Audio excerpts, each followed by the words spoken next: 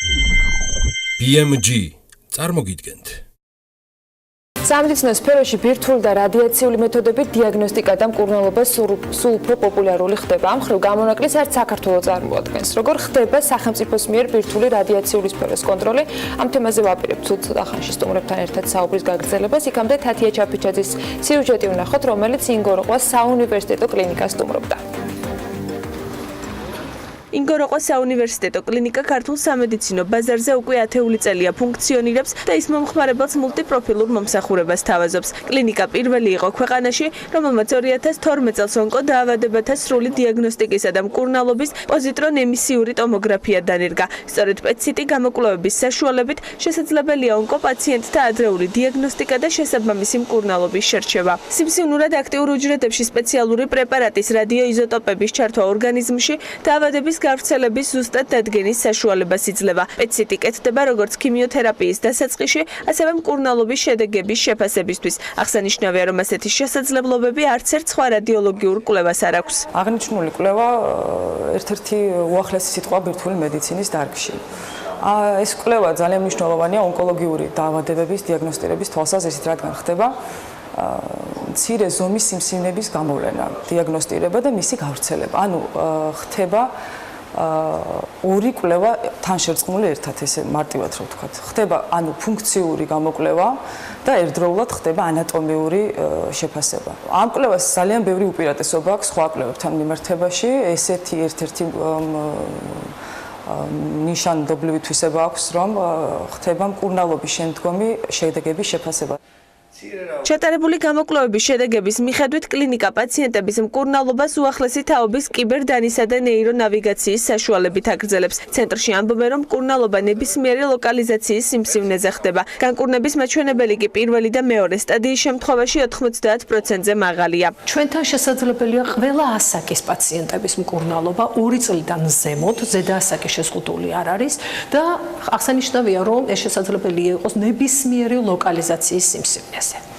იმის და მიხედვით, რომელი სტადიის არის სიმსივნე, პირველი მეორე სტადიის სიმსივნეების შემთხვევაში გვაქვს არაჩვეულებრივად კარგი შედეგები, რაც აგრეთვე სტანდარტულია მსოფლიოსთვის და ვიღებთ განკურნებას დაახლოებით 90-95%-ში.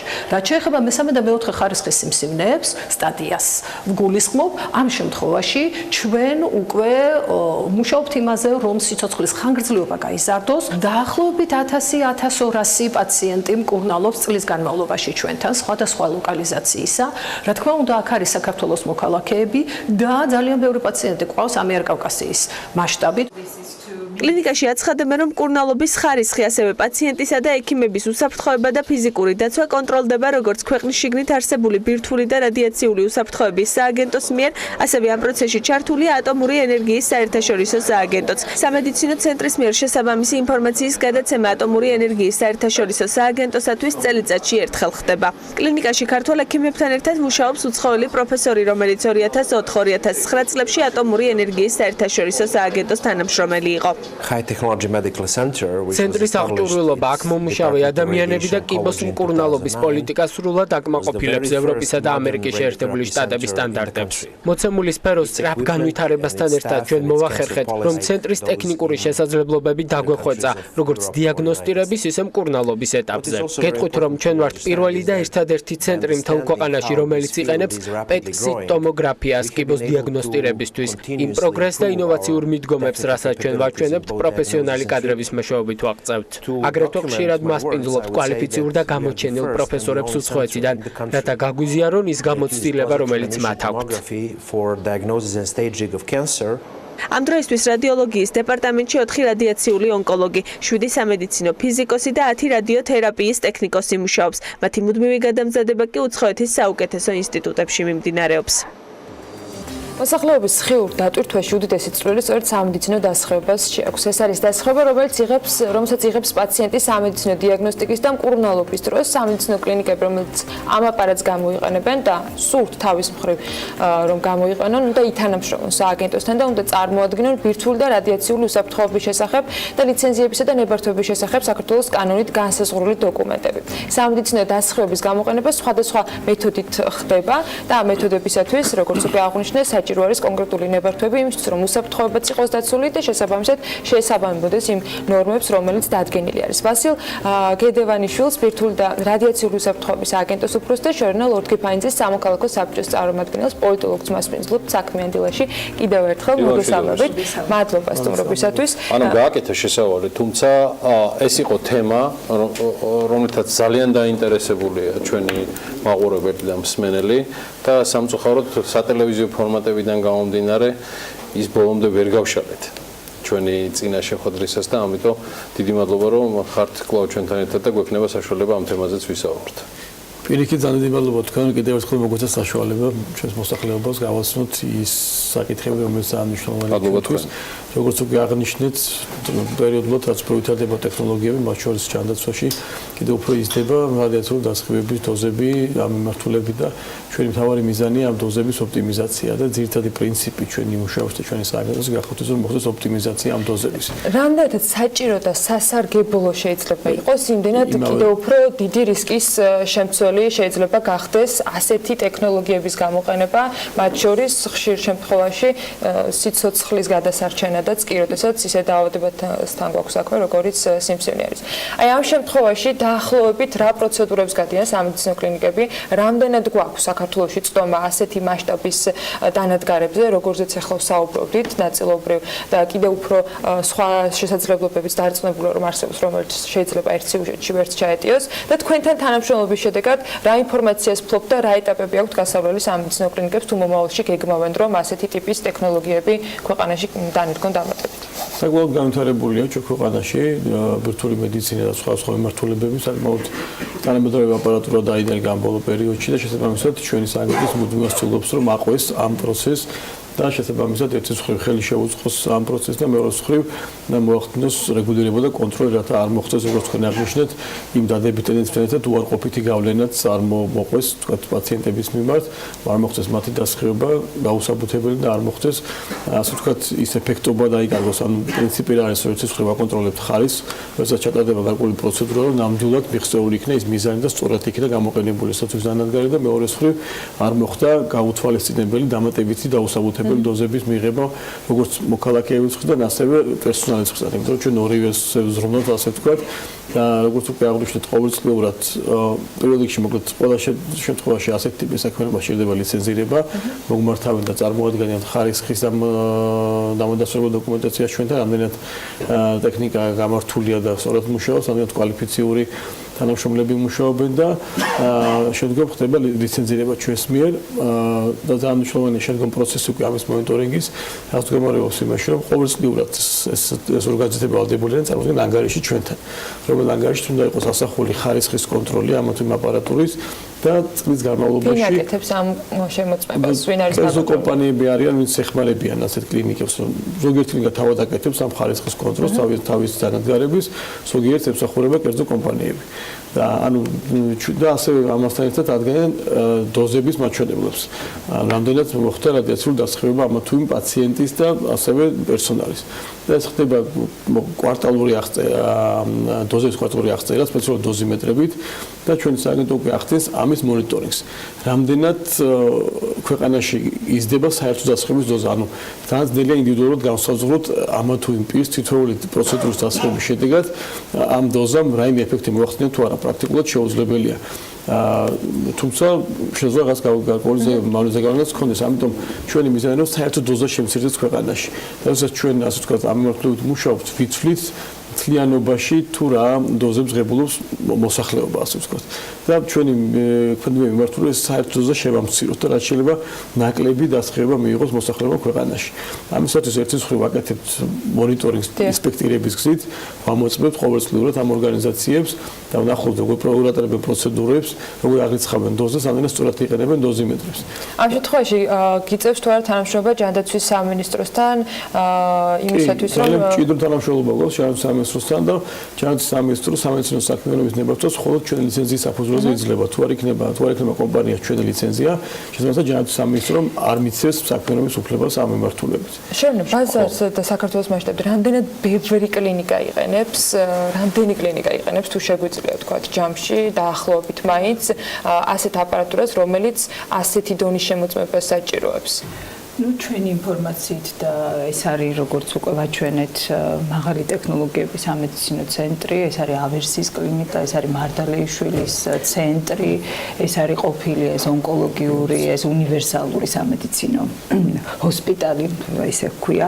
ასევე თუ არ ვცდები, ქუთაისში არის ერთ-ერთი სამედიცინო ცენტრი, რომელსაც აქვს ეს მაღალი ტექნოლოგიები და მათ შორის ეს რადიაციული დიაგნოსტიკას და უფრო მეტად მკურნალობის მეთოდებს იყენებს. ასე რომ რამდენიმე 4-5 ესეთი ცენტრი არსებობს ქვეყანაში, რომლებიც უნდა ითქვას, რომ თან მიმართული არიან განვითარებაზე. ეხლა ჩვენ რაც ვნახეთ აი თქვენ სიუჟეტში, მაქსიმალურად ცდილობენ, რომ დანერგონ ახალი მეთოდები, ითანამშროლონ საერთაშორისო პარტნიორებთან, მეცნიერებთან, ძალიან მჭიდროა თანამშრომლობა ატომური ენერგიის საერთაშორისო სააგენტოს, სამედიცინო, ბირთვული მედიცინის, ასე რომ ვთქვათ, მიმართულების წარმომადგენლებთან. როგორც ვიცით, აი გადამზადება, სტუდენტების ვიზიტები, უამრავი საზაფხულო სკოლები. აი ეს ძალიან უწყობს ხელს ერთის მხრივ ზოგადად ამ დარგის მედიცინის განვითარებას, მაგრამ მეორე მხრივ აი ტექნიკური და პროფესიული სტანდარტების და უსაფრთხოების სტანდარტების დანერგვას და განვითარებას. აი ამასთან დაკავშირებით კიდე ერთი საკითხია. ერთი არის სახელმწიფოს და კლინიკის ურთიერთობები. კიდე ჩვენ ვნახეთ, რომ ბაზარზე ეს პროცესი ახალ ბიზნეს აქტორებს ქმნის. ეს არის ის კომპანიები, რომლებიც ეხმარება, რომ გამართონ ტექნიკურად მათ ეს მოწყობილობები და ამუშაონ და მუდმივად შემოწმების და გადამოწმების პროცესში კონდეთ. ანუ როგორ უწყობს ხელს სხვა დარგების განვითარებას ახალი რაღაც ბიზნეს აქტორების შემოსვლას. ეს ძალიან საინტერესოა, ხო, რომელიც ასევე საჭიროებს კონტროლს, ისინი როგორ აკეთებენ თავის კონტროლებს მათ და რამდენად არის მათთვის ლიცენზიების გაცემა ცალკე პროცედურა, ან ისინი რის ხარჯზე ახერხებენ, რომ თუნდაც იგივე სამედიცინო კლინიკებისგან გარკვეული ალბათ საფასურის სანაცვლოდ გააკეთონ ეს პროცედურები და მონიტორინგი. ასეთების ორგანიზაციებს ექვემდებარებიან ლიცენზირებას, ისინი ჩვენს მიერ ხდება მათი ლიცენზირება, შესაბამისად, ანუ პროცესი პრაქტიკულად თავიდან ბოლომდე კონტროლდება ჩვენი სააგენტოს მიერ და აქვე მინდა ერთ რაღაც აღნიშნო, რომ ახსნა თამარმა, რომ ატომური ენერგიის საერთაშორისო სააგენტოს მონაწილეობა ძალიან მნიშვნელოვანია ჩვენ სფეროში და საკმაოდ დიდ დახმარებას უწევს ჩვენ ქვეყანას, როგორც ნაციონალური პროექტების, ასევე რეგიონალური პროექტების საშუალებით და ხდება გადამზადება ექსპერტების, ჩვენი სამედიცინო პერსონალის სხვადასხვა ვორქშოპებზე და საკმაოდ დიდია მათი წვლილი ამ მიმართულებით და ასევე ძალიან მნიშვნელოვანია ზოგადად ხშირად ვახსენებთ ხოლმე ასეთი ინგლისური ტერმინია safety culture, ანუ ასე ვთქვათ უსაფრთხოების კულტურა, რომელიც უნდა ძალიან ასე ვთქვათ მაღალ დონეზე იყოს იმისათვის, რომ დაცული იქნეს უსაფრთხოების ნორმები და ამ კუთხით ჩვენ ვაკეთებთ საინფორმაციო კამპანიას, გვაქვს სპეციალური ბროშურები, რომელსაც ვარიგებთ ასეთ კლინიკებში, რომ მოსახლეობასაც ჰქონდეს იმის ინფორმირება, რომ რაც შეიძლება მეტი ყურადღება მიაქცენ ამ უსაფრთხოების საკითხებს, თქვა სპეციალური გამოსავლის საშუალებების გამოყენება მოითხოვონ თავად მოქალაქეებმა, თავად პაციენტებმა, თუ კი ამას თქვა არ უზრუნველყოფს სათუის ორგანიზაცია სამედიცინო დაწესებულება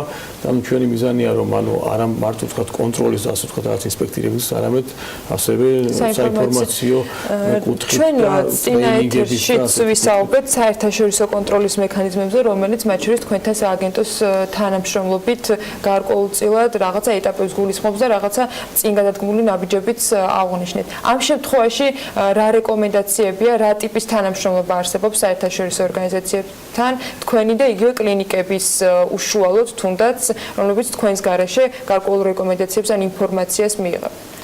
ამ თვალსაზრისით ჩვენ რაც ესეთ მნიშვნელოვანი ნაბიჯები გადადგა, ეს იყო, რომ შარშან მთავრობის მიერ მიღებული იქნა რადიაციული უსაფრთხოების ნორმები ახალი სამედიცინო სფეროსთვის და იქ გარკვეული ცვლილებები შევიდა და განისაზღვრა თქვათ ფებზიმე ქალებისთვის გარკვეული უსაფრთხოების ნორმები დაწესდა, უფრო გამკაცდა იმისათვის, რომ დაცული იყოს ასე ბავშვებისთვის ასევე და ახალი ნორმები შემოვიდა და ეს სტანდარტები პრაქტიკულად ანერგილი იყო ჩვენი პარტნიორებთან თანამშრომლობის შედეგად, მათ რეკომენდაციის გათვალისწინებით.